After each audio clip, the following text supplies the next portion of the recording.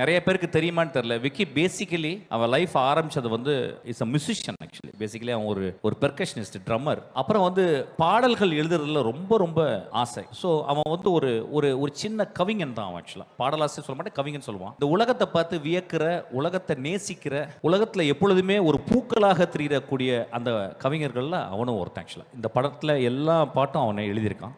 ஒரு டைரக்டர் ஒரு படத்துல பாட்டு எழுதுறாருன்னா அந்த படத்தை நேசிக்காம, அந்த படத்தை சின்சியரா அதை மனசுல வச்சு பூஜிக்காம எழுத முடியாது. ஸோ எனக்கு ரொம்ப ஆச்சரியம், விக்கி வந்து ஆல்வேஸ் வேற படங்கள்ல கூட போய் எழுதுவான். ஆக்சுவலா என்ன ஆச்சரியம்னா, விக்கி வந்து அவனுடைய 4-5 படங்கள் வந்து நல்ல பெரிய லெவல்ல ரீச் ஆகி இந்த படத்துல இவ்வளவு கஷ்டம். அதுக்கு எக்ஸாம்பிள் எப்படி நான் 3 படங்கள் வெற்றி படங்கள் கொடுத்து என்னுடைய கடைசி படம் பிசாசு 6 வருஷம் ஆச்சு. அதுக்கப்புறம் இப்ப ட்ரெயின் 2.5 வருஷம் ஆச்சு. ஸோ இப்போ இதெல்லாம் என்ன சொல்லிக் கொடுக்குது அப்படின்னா வந்து, ராமுக்கு ஒரு 1.5 வருஷம் 2 வருஷமா ஒரு படம் இருக்கு. என்னன்னா, இந்த சினிமா வந்து ரொம்ப ரொம்ப ஒரு பெரிய மலை, உயரமான மலை, செங்குத்தாக ஏற வேண்டிய ஒரு மலை. அது ரொம்ப ஈஸியா சினிமா வந்து கடந்துட முடியாது. அது எல்லா பெரிய மாஸ்டர்ஸ்க்கும், பெரிய ஜாம்பவான்களுக்கும் சினிமா வந்து எப்பயுமே சேலஞ்சிங்கா இருக்கு. அதனால தான் சினிமா ரொம்ப உயர்வா இருக்கு, சினிமா ரொம்ப இன்ட்ரெஸ்டிங்கா இருக்கு. So Vicky, we don't need to worry about that.